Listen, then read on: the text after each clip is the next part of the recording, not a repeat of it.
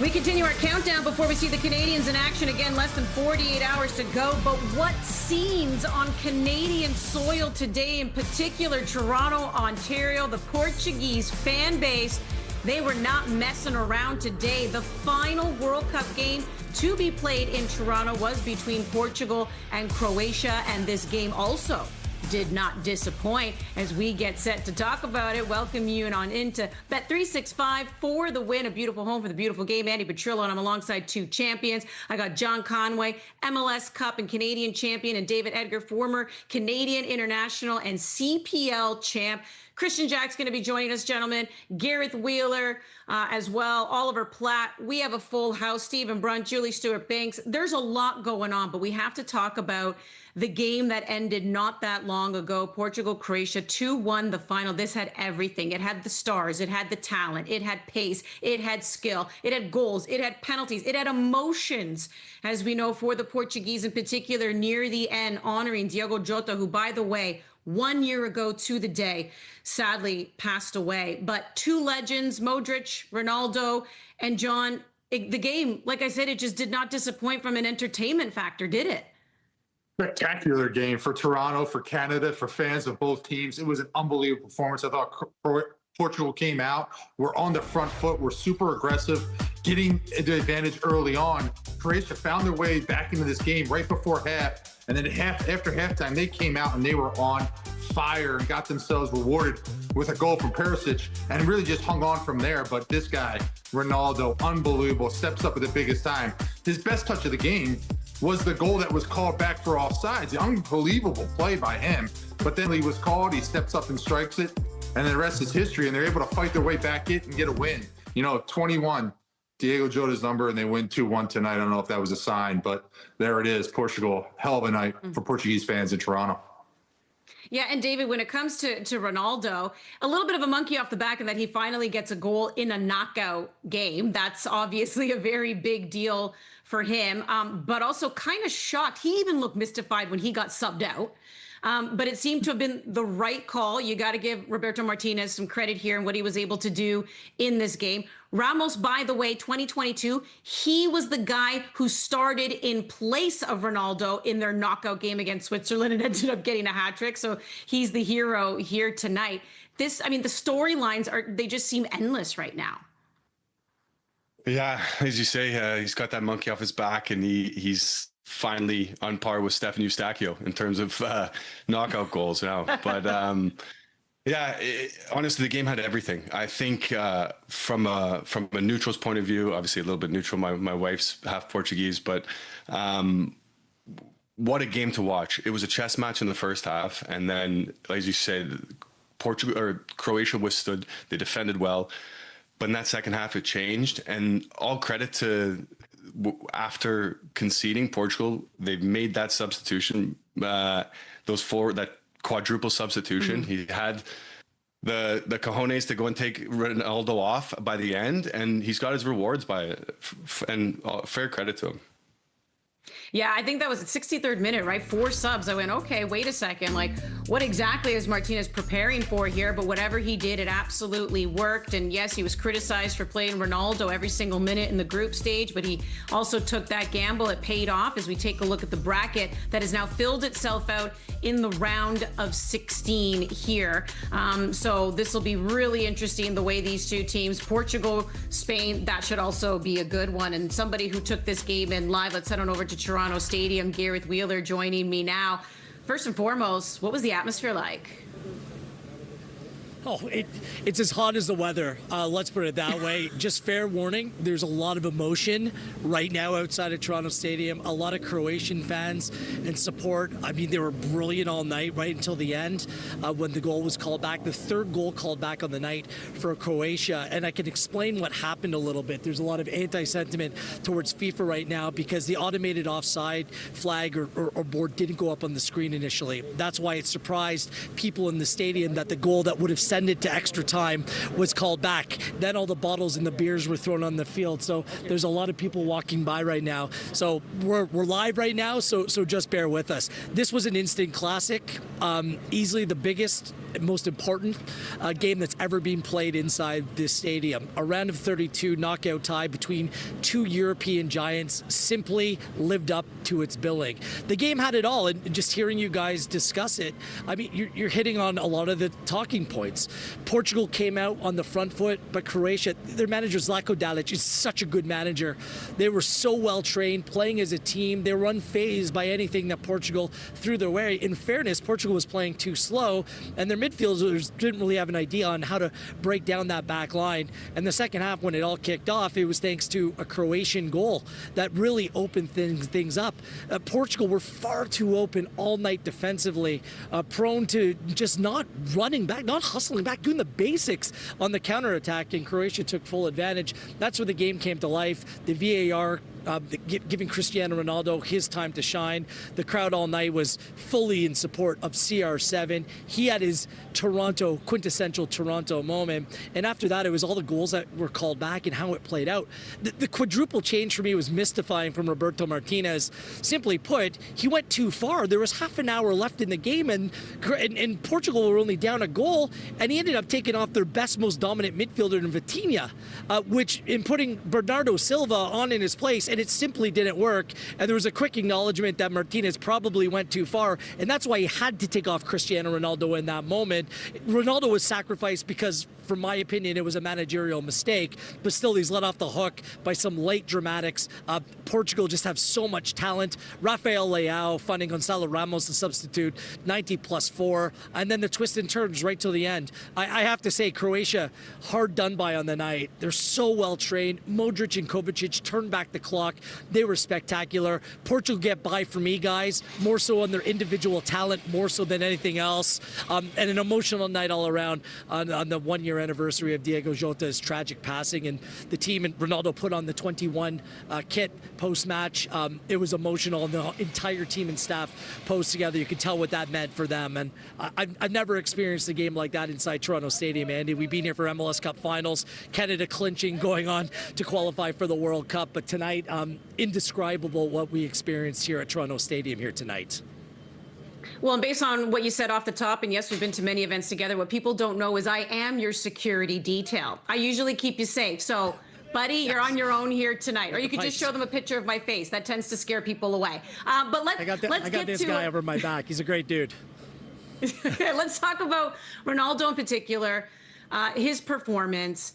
Of course he had to get the goal. He just had to get a goal, or I feel like even if Portugal won this game and he didn't score, the storyline would be this guy still can't score in a knockout game, right? Like, how do you feel about his performance and how everyone also just reacted to that? It's funny discussing with people in the stadium and people around me during the game. Sentiment was that Portugal was better after he came off the field. I'm not so sure about that. I think that the team and the way that they're playing is letting Cristiano Ronaldo down for a certain degree. There were so many times in the game he wanted the ball played over the top, but the ball was just being recycled through the midfield. He, alongside Bruno Fernandes, wasn't really working because neither one of them is blessed with great pace at this point. But it's the lack of ideas from the back to the front that is holding Portugal back. Ronaldo's making the proper movements. He's just not getting the service right now. They're really relying on Nuno Mendes. He was the best player on the field, by the way, the left back for Portugal. He was excellent to create anything in attack. When he's isolated like that, you're not going to get the best out of him. But Andy, this conversation is not going to go anywhere. You either love Ronaldo or you love to hate Ronaldo. That's the way that things work. No, he's not Lionel Messi right now, but he can still be an effective player, and he never shies away from the big moment. I still think there's a lot more ahead in this tournament for Ronaldo. He's going to have to remain the focal point in the next game, the round of 16 match against Spain. He's just going to have to be. It's going to be a big spot for him, and I think there's a lot of reason to believe that they will be able to get the most out of him, but just overall the team play needs to be better to involve Cristiano Ronaldo more. What we noticed after the game, I mean, obviously all the players were staying on the pitch and relishing in the moment, enjoying it. For the Croatian players, there was more devastation, but Luka Modric taking some time and walking around, and a lot, if not all, of the Portuguese players making their way to him and honoring a career, right? That at least at the World Cup stage, you know, has come to an end. What do you just make of Luka Modric and kind of what it means all these years, him donning that crest? Absolute class, both on and off the field. He was incredible tonight. And he's not the typical midfielder here in 2026 that's all legs and physical and can run. He's just so intelligent. He picks the right spots. His work on the ball is so technically sound. And tonight, him and Kovacic, they turn back the clock.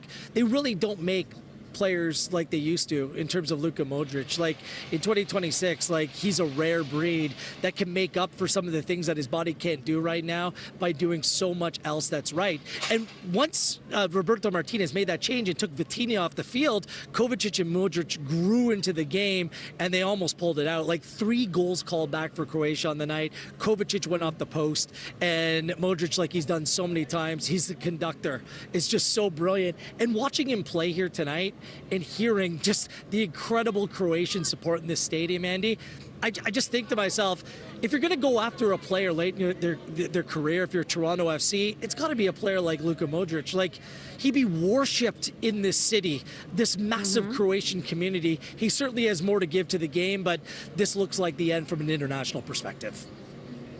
That would be quite the landing if MLS could do that. But, you know, sometimes you got to be careful, right? Andrea Pirlo, we thought that was going to be a big one. He went, this league's way too physical for me. But I have a feeling Modric could do very well. Wheels, we'll see you later on in the show. Stay safe out there, my friend. Gareth Wheeler out there at Toronto Stadium, who just took in the 2-1 victory, Portugal over Croatia. So that means they will now meet Spain. Spain defeated Austria earlier today 3-0. That will go Monday, July 6th, 3 p.m. ET, 12 Pacific. So some 2 heavyweights will go head-to-head in that quarterfinal. Houston, Texas, that's where the Canadians will be playing their round of 16 game against Morocco. They've been there for a few days now. Taking in training has been Christian Jack. Less than 48 hours away from Canada's monumental clash against Morocco in the last 16 of the World Cup here in Houston.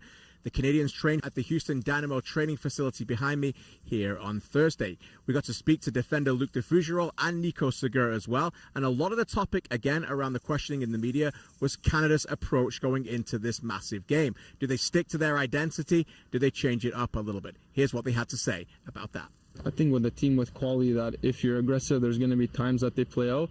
But also if you back off and let them have space, when a team has that much quality, it also works against you. So look, there's no real way that you have to be like this. It's about assessing situations and seeing what works best in that moment. But, you know, our style of play is to be aggressive, so I don't think now it would make sense going too far away from that. I think with the bigger teams, like it suits us in a way that we allow them to have a little bit more of the ball. Like, it's no secret that we're a team that likes to press and we're okay being without the ball. So maybe I would say that, but we've also done very well with the ball in moments against these big teams, so I think they need to be cautious of our speed and our power up front. So yeah, I'm looking forward to it. It's going to be a good game. Like you said, it's a big team, and these are the kind of games every player wants to play. I think we want to try to keep it tight. Obviously, clean sheets. We're gonna win you games in the knockout phase, and I think we did that well against South Africa. So yeah, keeping our shape obviously, and then when we have those chances to score and have those set pieces, to try and punish them and kind of take the game to them as well. So keeping it tight and getting a goal from a set piece could be a key formula for Canada against Morocco. Set pieces have improved a lot for Jesse Marsch's team in the last year or so. Going back to the beginning of the Canadian Shield, they hired set piece specialist Nico Gagnon to be their coach in that area. In the 20 games since, Canada has scored 34 goals, but 7 from set pieces that haven't been penalties. Roughly around 20%. That's the same number of the way that goals have been scored at this World Cup, up 5% from 15% in the last World Cup. You can see set pieces in the modern game are very important. They were also excellent in set pieces against South Africa. Free headers for Luc de Fougerolles, Moise Bombito, Tani Oluwaseyi, and of course Derek Cornelius. In fact, Stefan Eustáquio became the first player since Andrea Pirlo to create 5 clear chances from set pieces. Pirlo did that in that magnificent 06 semi-final against the Germans. Here's Luke de Fougerolles on why it's so important from dead ball situations. Yeah, it's a big emphasis. We work on it. We work on it a lot, and I think going into that game, we felt that maybe in the rest of the games we weren't at our best, where maybe we should have been better. So we put a lot of work in training, and we knew that there was a point we could get an advantage, and it was. I think we got loads of first contacts. My one wasn't the best, just very mistimed, but next time I'm sure I'll do better. But yeah, and I think this week we're going to be working again because, yeah, in knockout football, you need one moment, and whether that's set piece or open play. And yeah, if we can keep getting, because we've been getting a lot of corners as well, so if we can keep working on that and then creating those chances, then hopefully we can get some goals as well. De Fougerolles has been a rising star for Canada at this World Cup, and many people around the world are continuing to keep an eye on him. He did tell us today that he's not even thinking about his club form, and right now, quite frankly, why would he? It's easy to focus on the World Cup, and arguably, if he plays, the biggest game of his career. He also told the tale today in the scrum where he trains the way he plays, and the mentors on this team continue to drive him forward. I kind of just give everything every training session, and it's something that I've kind of learned from the older guys, maybe Oso, Stacks as well. It's kind of inspiring to see they've been around here for so long, but every training session they're giving 100%. Their GPS is always the highest, so yeah, I see them doing it, and I kind of want to do that myself and give everything for the training session for the team. So yeah, it's been inspiring to see all the older guys still pushing the limits, and yeah, I've been trying to match them, which is tough. Talking about being inspired, what about Alphonso Davies? Trained in full today and looked really good. Seemingly still on a minute's restriction, but performed really well against South Africa. I asked de Fougerolles and Segura the difference he made when he came on the pitch. I think it was clear when he came in that South Africa respected us a lot more, and they were sending 2-3 players to help. So obviously with a player like Alphonso, his speed, his understanding of the game, and his quality, that it's a big boost for us, and I think also it puts the opponent under a little bit more stress and trying to figure out how to deal with that. I think everyone saw it when he came on, straight away created a chance for us, and yeah, it was nice to see him. We obviously haven't seen him in a Canada jersey for over a year, so him coming on, the crowd was loving it as well, so that pushed us as well, and yeah, I think helped us close out the game and get that winner. That's all from Houston Sports Park. We'll return on Friday from the stadium and the Matchday -1 press conference.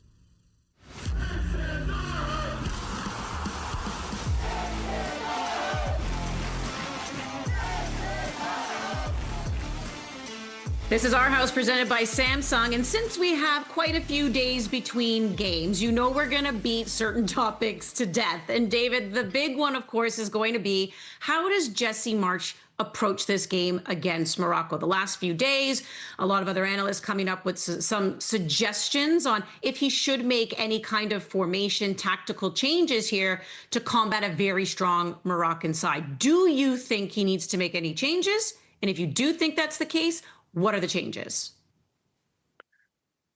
I don't think he has to. I'm a big believer and have been a big believer in this World Cup of watching teams go for it. It's once in a lifetime. Again, we're in an opportunity with Canada here. It truly is a once in a lifetime opportunity. So go out and go for it. That being said, you're playing against an unbelievable Morocco team.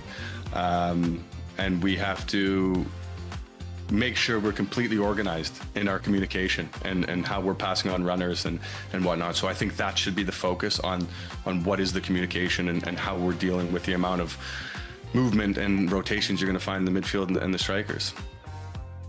Okay, so you're kind of saying keep status quo, just stick to like the formation and the players and obviously that identity. But I think, if you were to make a change, John, I'm not quite sure if you are on the same page there, or if you do want to make a change and see Jesse kind of make, whether it's a slight alteration or not, to try and get past Morocco.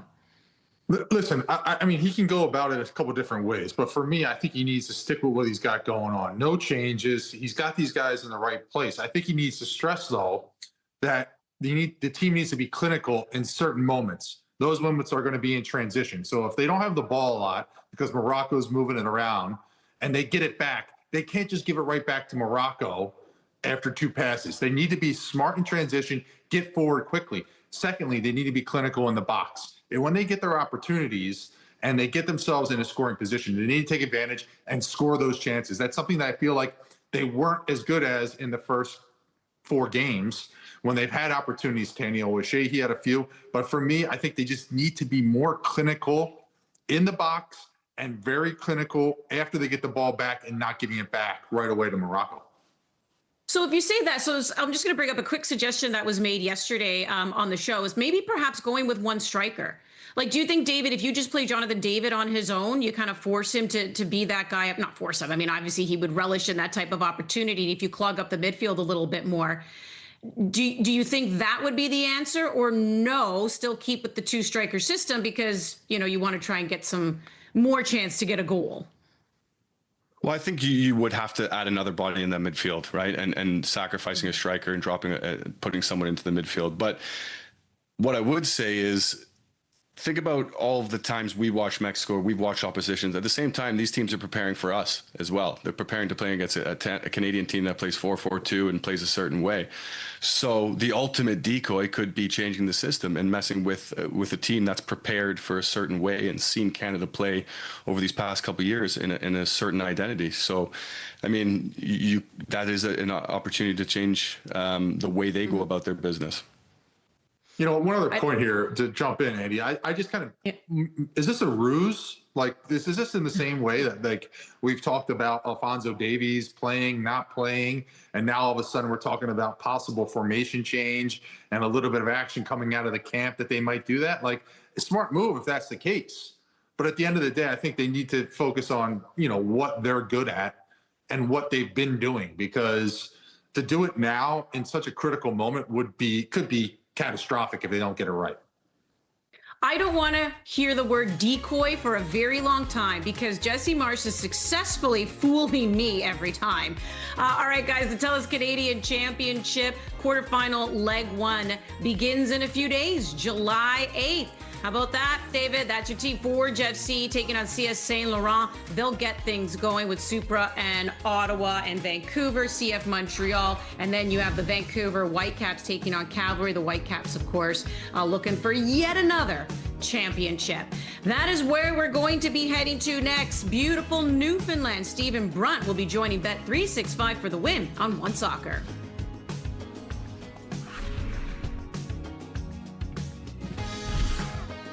For the Win on One Soccer is presented by Bet365. The game isn't over yet, but Gary just got paid with Bet365's early payout when his team went up 2 goals. Now, Gary can't stop celebrating. And honestly, we're not even sure he knows how. Or forever hold those.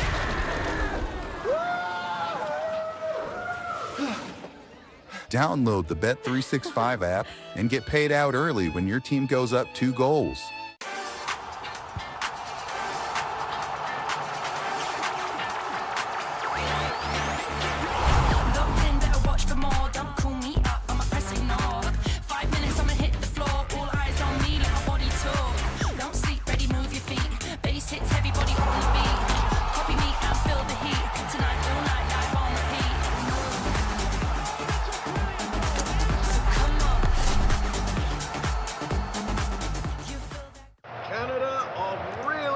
Here.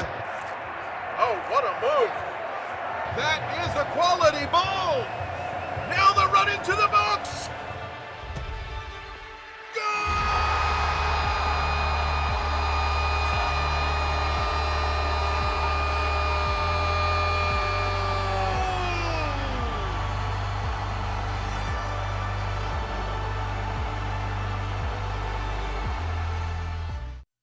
We were there for your first game together.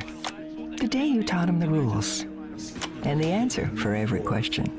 We've been there for the good times and a few moments we don't talk about. And now? Who won the most Canadian Classics? It's a passion you can share. And we're just happy we could be there. 20 years, and we're still growing. Together. For the Win on One Soccer is brought to you by Samsung. The temptation is to look back.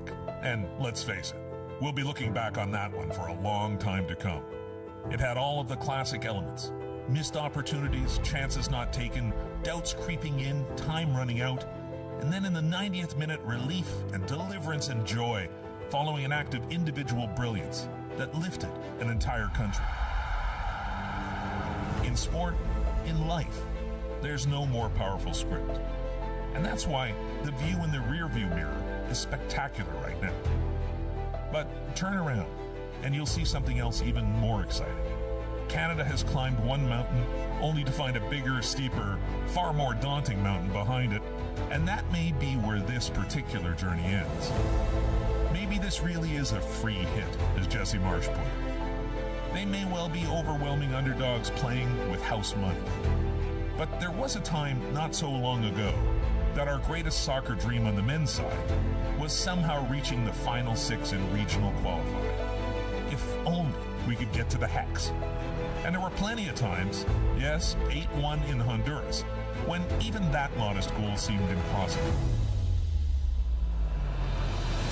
Now, here we are in the final 16 of the World Cup, a place we have proven we belong, with a squad that is young and talented, that will be riding a wave after this World Cup that's sure to include massive spikes in interest and participation and resources. So yes, let's relive and savor the Stefan Eustachio moment and tell our kids and grandkids about it. But it's only the beginning, not the destination. And just maybe, this time around, they're not done yet.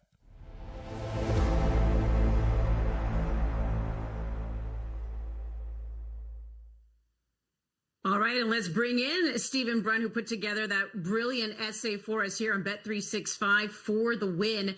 And this has been a conversation ever since they qualified now for the round of 16. And Jesse Marsh saying what you also mentioned in that essay, free hit, perhaps, house money. And a lot of people are saying, don't say that. You go out and try to win. And others are saying, yeah, he's right, because no one expected them to make the round of 16. So where are you on that? I mean, do you think people should be dreaming big for the quarterfinal, or just really happy that there's still a game being played on July 4th? Well, and maybe a bit of both, right? Look, like dreaming big, there's nothing wrong with dreaming big. And I think this team is dreaming big. I don't think any of those players are conceding and saying, hey, we're done and isn't it great to be here? We're just happy to be here. I don't think that's the attitude they're going to go into this match with. And, to a degree, Jesse's saying that, it's a little bit like, look, not that it's going to throw Morocco off in any way, but it's what you say, right? Where we're just happy and it's great. And I think they're going to come out on the front foot and they're going to try and win this match. The odds are stacked against them. That's a great side that they're playing. It's one of the best sides in the world. They're in the last four in the last World Cup, the greatest African team ever, probably, and potentially a threat to win this World Cup. So I think it can be both. I think it's great to be in the last 16 in the World Cup. My God, I can't believe I'm saying that. And yeah, kind of we can be realistic. It's fine to be realistic, but when that match kicks off, I want them to play to win, and I think they will play to win. Who knows, right? Who knows? Well, and if there's anything we do know when it comes to Jesse Marsh is oftentimes he'll say things to us.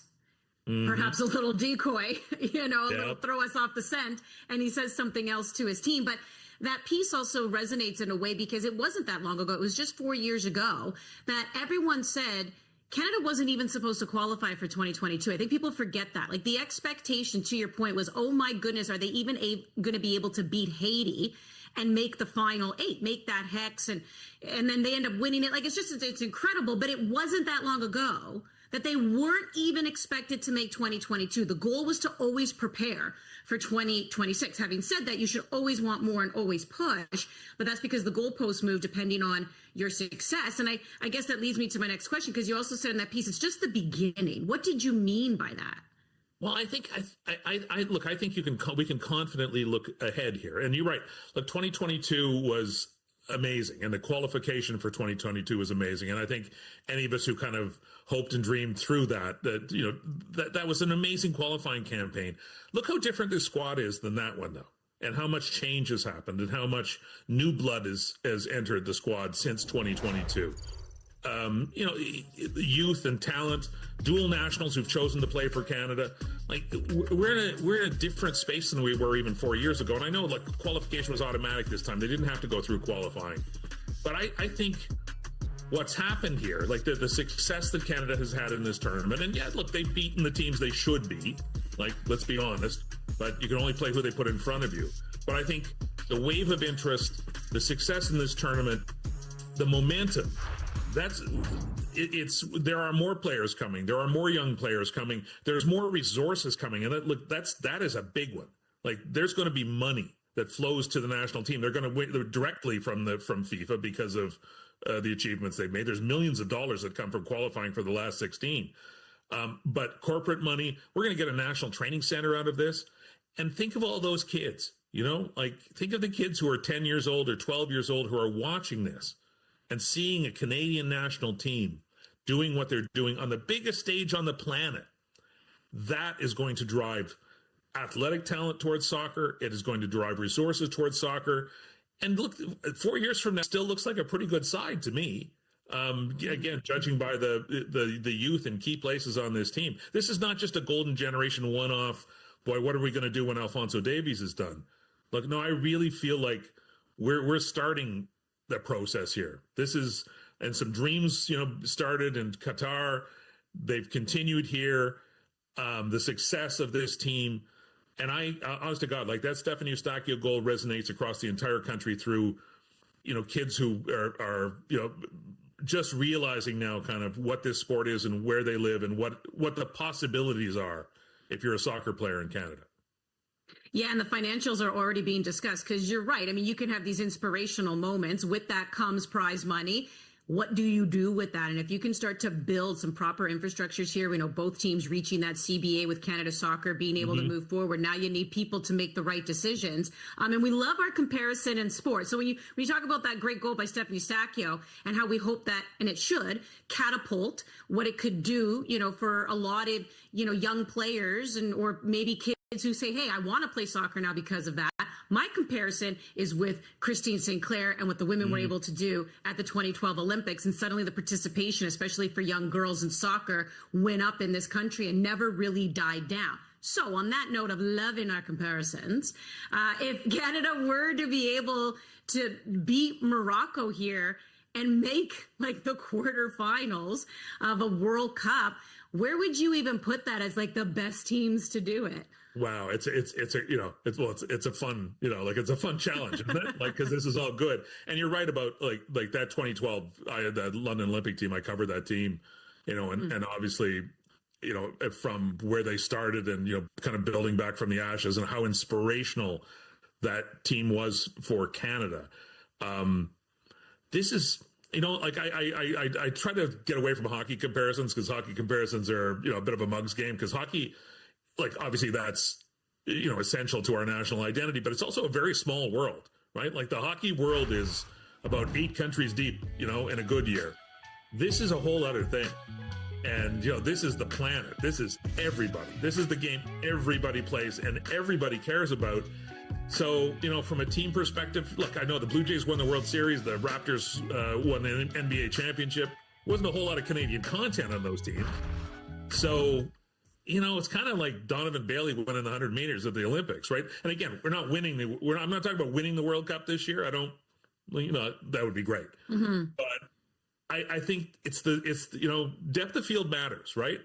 And I think, we ought to, again, our kind of default position is always, the Four Nations hockey or or Paul Henderson in 1972. This is a different scale. And I don't know from a team point of view.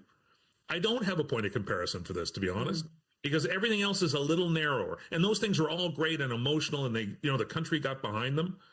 But this is everybody. And there's almost nothing in sport that's everybody except for soccer. Yeah, it's a valid point, but I'll say, I feel for me, what makes something also a defining moment is when you go, where was I when? And the second you brought up Donovan Bailey, I remember exactly where I was when he crossed that finish line, 1996 Atlanta. So if, Canadians could do something special here, I think it turns into a where were you when moment, and beating Morocco, I think, could do just that. Stephen Brunt, always a pleasure having you on. Great talking to you, Andy. And we'll find out that outcome Saturday, July 4th, 1 p.m. ET is kickoff, 10 a.m. Pacific, and we will have you covered with post-game coverage. Bet365 for the win at 5 Eastern. Stefan Eustachio, can he be a hero again or someone else step up for Canada? When we return to the show, we're going to turn our attention to the Americans. John David will join me again, but first it'll be Julie Stewart-Banks. Stay with us.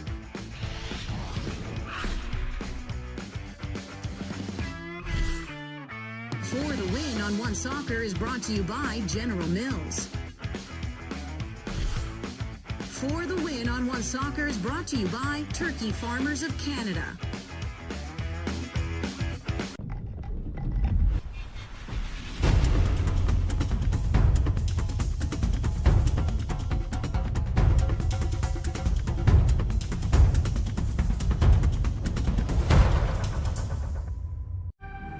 In Canada, our future stars don't simply show up on the world stage. They are built from the ground up, right here in the heart of our communities. Oh, lovely through ball there, Isaiah Johnson! Goal for Halifax! From a childhood dream to the national team. Jacob Shuffle, good! Yes! He's done it! Canada on top of the footballing world! We are Canada, driven by Volkswagen. And for Canada, BMO. After 20 years of supporting the game, we're actually going to play in one. Let's go! So what do you need? Precision striker, rock solid left back? We need a coin. For the coin toss? Oh, yeah, sure. I mean, I can I at least flip it? Heads or tails? I'll do that. We're on TV right now. Yeah. Hey neighbor, meet Walmart Plus, the new membership that does delivery differently. I'm talking unlimited free same-day delivery, free shipping, and no order minimum. And it comes with a Crave subscription too. Yeah, it's like a 2-for-1. Try it free for 30 days. Walmart Plus.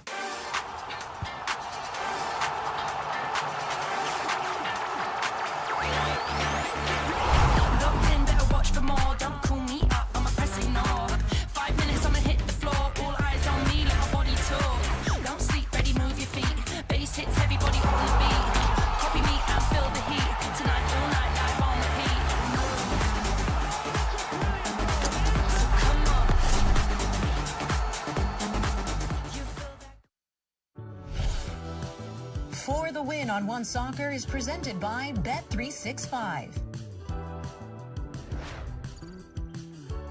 Yesterday, the United States defeated Bosnia 2-0 in San Francisco, joining Mexico and Canada. CONCACAF teams, all three host nations, have now qualified for the round of 16. However, the match ended mired in some controversy here. U.S. star forward Fuller Balogun was shown a red card in the 64th minute for a tackle that has left a lot of American soccer fans and pundits a little perplexed. So now the Americans will be without arguably their best player as they take on Belgium July 6th. He is the leading scorer with 3. So there's a look at the bracket there and how that fills out. So Belgium will be their opponent. And let's talk a little bit more about this as we welcome on in Julie Stewart-Banks, who's covering the World Cup for Fox. And I guess I got to ask you first, Julie, about the red card. And where do you stand on this? Do you think that was a red card? Well, Andy, great to talk with you. I feel as though unanimously everyone seems to agree that it was not a red card. I feel as though it's just sort of a circumstantial situation where his foot is coming down. There's no malice, no ill intent. It's just really unfortunate. And I think that, you can go through everything, all the different referees explaining VAR and everything that I'm not going to go into all that. I'm not a rules analyst, but I'd say that watching it, if you didn't know, I'm not a rules analyst and I'm not going to try to explain it, but I have seen, we've seen this happen with Messi earlier in the tournament. We've seen this happen right here. I think that the punishment doesn't fit the quote unquote crime, which I don't believe there was any ill intent there. So that's just honestly just unfortunate for them. Yeah, I think that's probably been the biggest issue, right? Is just comparing it to Messi and the fact that he didn't even get a card at all. And that's where everyone starts to go, but, right? When you look at the two, and that's what leads to the controversy, so to say. Now, do you think that that's kind of taken the air out of the sails, a little bit of the celebration here, or is this what people are mostly talking about still, or are they still like feeling good and looking ahead to Belgium?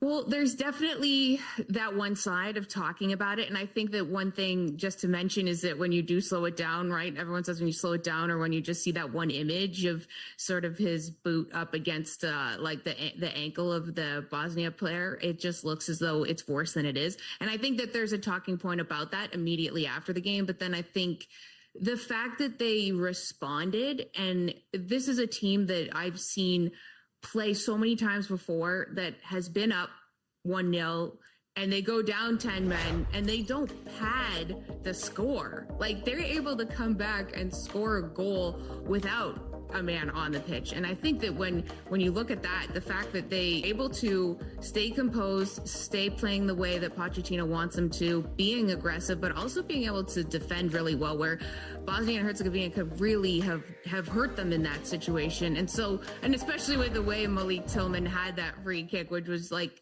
oh man, just absolutely chef's kiss. Everyone's talking about that free kick and how they're able to finish this game up 2-0. And so then there's this idea of, wait a second, like our best player got a red card and wasn't in this game and isn't going to be in the next game, but we won this match by also scoring another goal. So showing like this team has so much more depth than in the past. And I think it's almost, if you look at a choose your own adventure or sliding doors, like the last couple years or last couple World Cups, it might have gone a different way, but they're going in a different direction. There's a completely different vibe around this team. And I wanted to show this to all of our Canadian viewers. This is the front page of the New York Post, which usually does not have soccer on it, let me tell you. It says red, white, and through. So the biggest thing is that they made it through to the round of 16, and they were able to beat a UEFA opponent for the first time in 10 tries, which is so a European opponent. That's really kind of sad in that point, but they did it. And then there's also another headline that said red,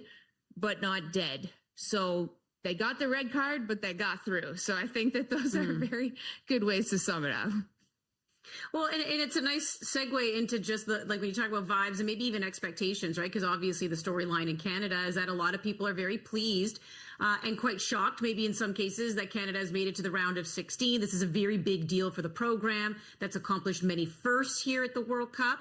But for the Americans, what would you say the expectations are? Like, is the expectation to be in the round of 16 and win? Like, where do people see the Americans going in order for this to be deemed a successful World Cup?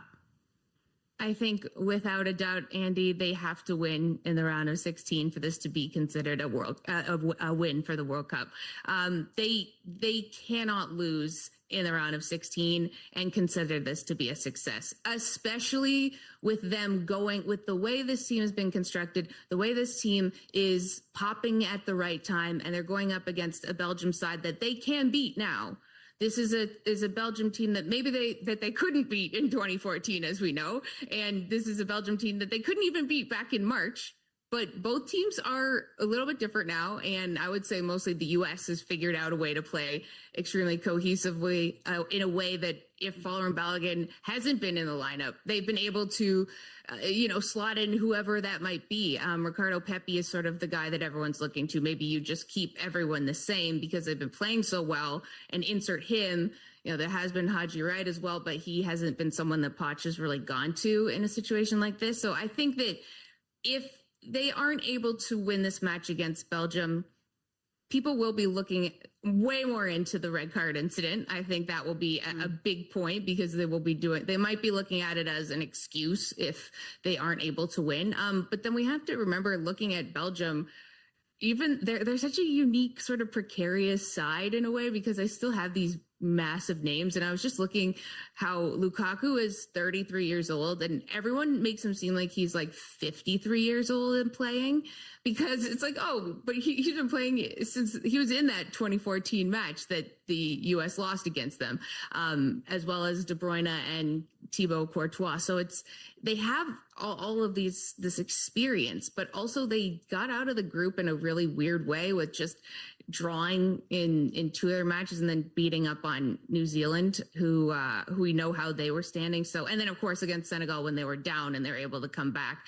So I think it's going to be a unique game. I just think that if the way that the U.S. has gone, like the fact that they played Bosnia in the round of 32 and didn't get maybe a more difficult opponent, quote unquote. I mean, they have been very difficult. We saw Canada also had some difficulty with them, but I think just the way the route is going for the U.S., like they have to beat Belgium to be able to consider this successful. All right, well, a little bit of revenge on both sides here, right? The Americans looking to get that revenge against Belgium, and Canada looking to get some revenge against Morocco after the group stage loss to them back in 2022. Julie Stewart-Banks, pleasure having you join us. Thanks so much. So that USA-Belgium game also goes Monday, July 6th. That'll be 8 p.m. Eastern for that quarter-final head-to-head, and we'll see if the Americans can keep the good time rolling. As we know, it wasn't an easy round of 32 for Kevin De Bruyne and Belgium against Senegal. So let's continue talking about the Americans here. And John, I'm going to ask you straight out, like, if you thought that should be a red card. That's the big topic here, and I'm curious to know if that should have been red. Come on, now you stop it. Absolutely not a red card. Absolutely not. Both players were in the same space fighting for the ball. It was more unfortunate and accidental, the contact, but because they were able to slow it down, look at it in instant replay, it looked worse than what it was, and it should have been maybe a yellow card, but should not have been a red card, and it's a big loss. He's got 3 goals already in the tournament. Now it's opening the door for other players to step up, and I think this is a huge opportunity for that guy right there, Christian Pulisic. It's his time to shine. He's the face of U.S. soccer, and in big moments, big players need to show up. You know, I was fortunate to play with Landon Donovan for a number of years, and whenever we needed him to score, he would show up and score. When he played for the national team, same thing. I think back to South Africa in the World Cup there in 2010. He was unbelievable. Now, for me, this is the time for Pulisic to step up his game and show what he's made of and show the country that he can put this team on his shoulders and in the biggest moments score big goals. Well, there's going to be a lot definitely expected of him. And David, you had a chance when you were with the national team. You did play against the States. You go back to 2012. That was a 0-0 draw. That team went on 2014 World Cup. As we know, they did reach the round of 16. That was FIFA 2014 Brazil. What do you remember about that team, and how would you compare that team to this one today? I would say the team today is probably a better team now. Obviously, you had some world-class players in that 2014 team, but I think overall now you've got more players at top teams in the national team, especially their starting 11 in the U.S., playing in the Premier League, playing in Italy, playing in Holland, and playing top football week in, week out, and that only benefits your national team. We've seen that with our own national team, especially post-2022. Leading up to that, we've got players in bigger and better leagues, and I think that's benefited both nations over the past cycle. You know, it was funny, the conversation we were having, I even brought it up the other day. When you look at teams that are, I guess, you know, considered the underdog, the minnows, typically the goalkeeper is the one who stands out. They can be the star here because they're coming up with big saves. And I guess if you even look back to 2014 or early days, John, like that was Tim Howard, right? Like for the longest time, I mean, this is a much better American team, but when you look at the American teams of the past, oftentimes the goalkeeper was the star.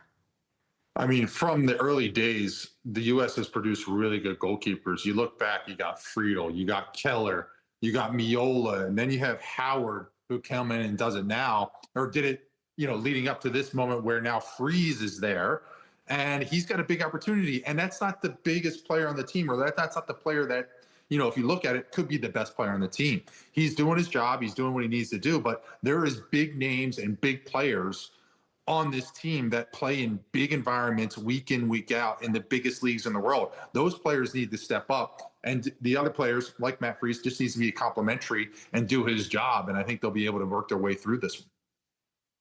You know, I remember when former U.S. coach Jurgen Klinsmann, and there were other coaches as well of national teams, that just flat out said that they would not pick players for the national team because they were not playing in Europe. They wanted them playing there and not in Major League Soccer. And if you remember this, Jermaine Jones, right? Like Jurgen Klinsmann said for years, our best players have to play in Europe. That will make the national team better and help develop the game in the U.S. Jurgen was heavily criticized for saying it, but years later, we're seeing exactly that scenario play out. And in fact, all but one outfield player for the United States plays in Europe. And you were just, talking a little bit about that, David. So I'll come to you here, John.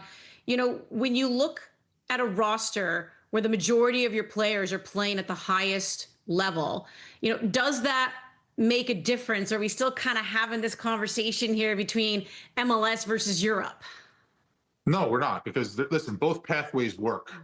Okay, you can go to Europe and make your way through, or you can do it through MLS and the pathways here. Listen, Freeman come through Orlando City, Weston McKennie through Dallas, Matt Freese, Philadelphia Union, now at New York City, Tim Ream, New York Red Bulls. I mean, these are guys that came through MLS academies and have moved on to bigger and better things. And I think that's vital. I think there needs to be multiple pathways to get to the end, which is representing your country. And that's the same for the CPL. There's another pathway for players here in this country to eventually make an impact on the national team level, is playing in the domestic league and building up the confidence, building up your game and getting better and working through those pathways to eventually represent the country at some point in a big stage like this.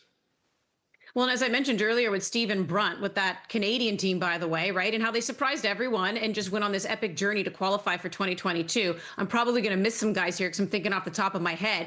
But that team had a ton of MLS players, like Kone at the time, Alistair Johnson. They were all playing for Montreal, when you think about it, right? Jonathan Osorio as well, TFC. Tejan Buchanan was still in Major League Soccer as well. Richie Larea. So that Canadian team that qualified for the 2022 World Cup had a lot of MLS players. So kind of interesting. I feel like this is a conversation and a debate we can have for many years to come. But let's get to the nitty gritty here, David. USA, Belgium, who's reaching the quarterfinals? Oof, I think USA will beat them. I think they will. Yeah, I've been impressed by them. Yeah, John's happy there, but I think honestly, I think it'll be a difficult one without Balogun. But like I said, it's a chance for Pulisic to step up. Pepe's gone in and done a job, and I like them. USA, right, USA, John? USA. It's done and dusted. Let's go USA. I think they got a huge opportunity here, so big chance, and let's get it done. Well, at the end of the day, they are at home. And like I said before, Belgium did not look good for that game against Senegal, although the Senegalese goalie just coming up with some great saves as well in that round of 32. We're going to head back to Toronto Stadium when we return to Bet365 for the win. For the Win on One Soccer is brought to you by General Mills. For the Win on One Soccer is brought to you by Turkey Farmers of Canada. We were there for your first game together. The day you taught him the rules and the answer for every question. We've been there for the good times and a few moments we don't talk about. And now, Who won the most Canadian Classics? it's a passion you can share. And we're just happy we could be there. 20 years, and we're still growing. Together.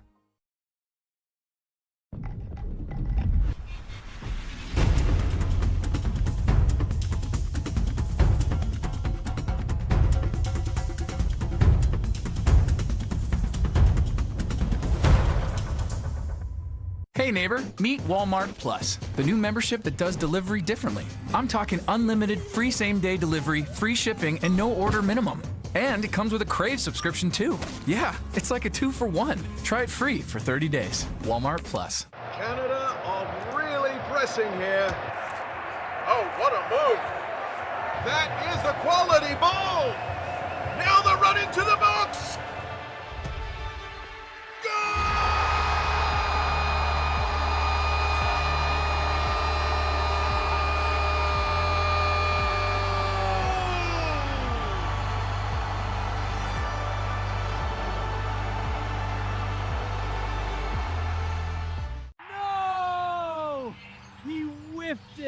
A player Mike bet on just missed an open net tap-in and got subbed off. I could have scored that in jeans! Mike doesn't know it yet, but thanks to Bet365's sub-on play-on, The net was wide open! his prop bet rolls over to the fresh leg sub coming on. So if the sub scores, Mike still wins. False alarm, people. My bet's still good! If your player gets subbed, your bet plays on. For the Win on One Soccer is brought to you by Samsung.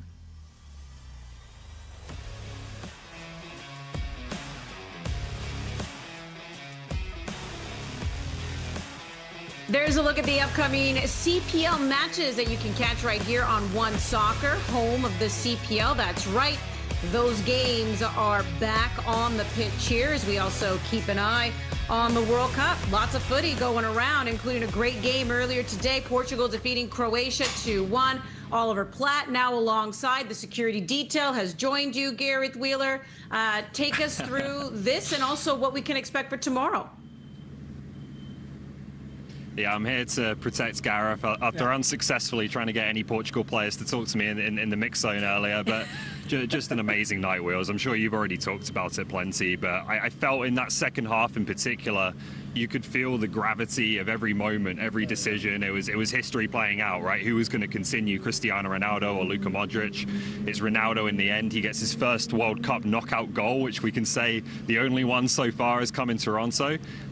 Just remarkable to see these two teams go toe-to-toe for what felt like 100+ minutes, I think, in the end. The tension was on the field, but it was in the stadium as well. Throughout the stadium, the crowds, who I'm assuming most people in the stadium, based upon the conversations I had, most of them are local Croatians and local Portuguese. I'm not sure how many people came from overseas, but they were living and dying with every moment on that field. It was just something to watch. And don't lie, Bernardo Silva did say thank you. He said thank you to the Portuguese fans. And there gave you go. you a thumbs up. So you did get something on it. Let's talk about Portugal and their chances at this competition. I got to say tonight, they got the result. I wasn't hugely impressed. And I think their manager is struggling to get the best out of this group. It's a very it feels like a positional team that's a bit stale, a bit out of date. The kind of team you'd see 10 years ago where everyone sticks to their position, the wingers hug the touchline and aren't given much freedom. There's not much fluidity to it. And I thought for large periods, although Croatia are on the back foot, they were playing some of the better football in this game at times. And I don't know, as much talent and athleticism and all the different things you could say about the Portugal players, I'm not sure this team has what it takes to get through Spain in the next round. I completely agree with you. There are world-class players across this Portuguese side. Nuno Mendes might be the best left back in the world. Vitinha and João Neves in the midfield, both phenomenal players. They were on the ball so much, but going around the horseshoe, aren't they? They just kept on going to center. There were so many balls that were played back. Even when the ball was played to Cristiano Ronaldo, he wasn't sure whether to turn or not. I don't think him and Bruno Fernandes play well together. I just don't think that there's enough pace there. There's some laziness as well.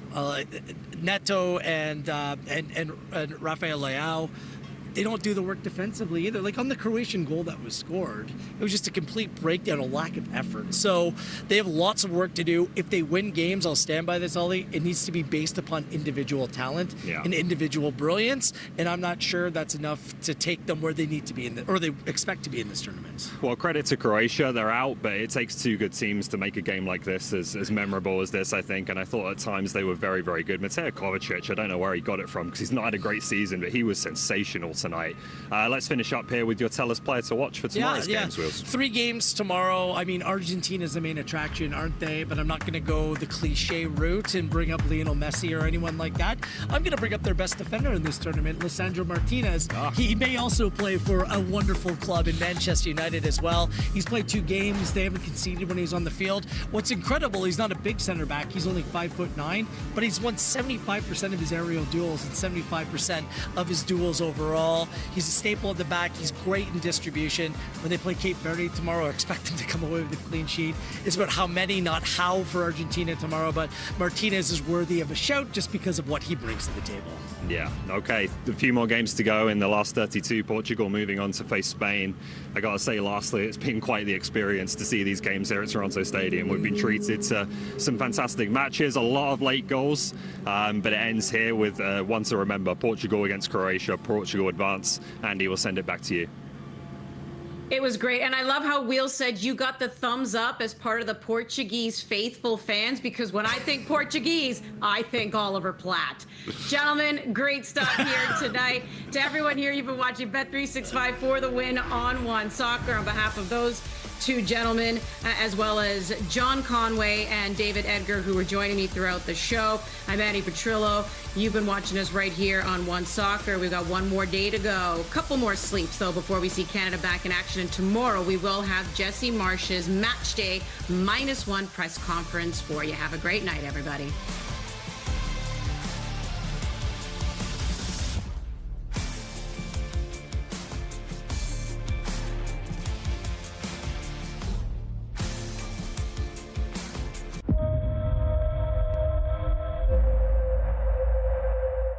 Welcome to the Sit Down presented by Visa. We're sat down with Jonathan Osorio, one of my favorite interviews. Great to see you. How are you doing? Yeah, great. Thank you. How are you? I'm really good, thank you. We're just weeks away from the World Cup.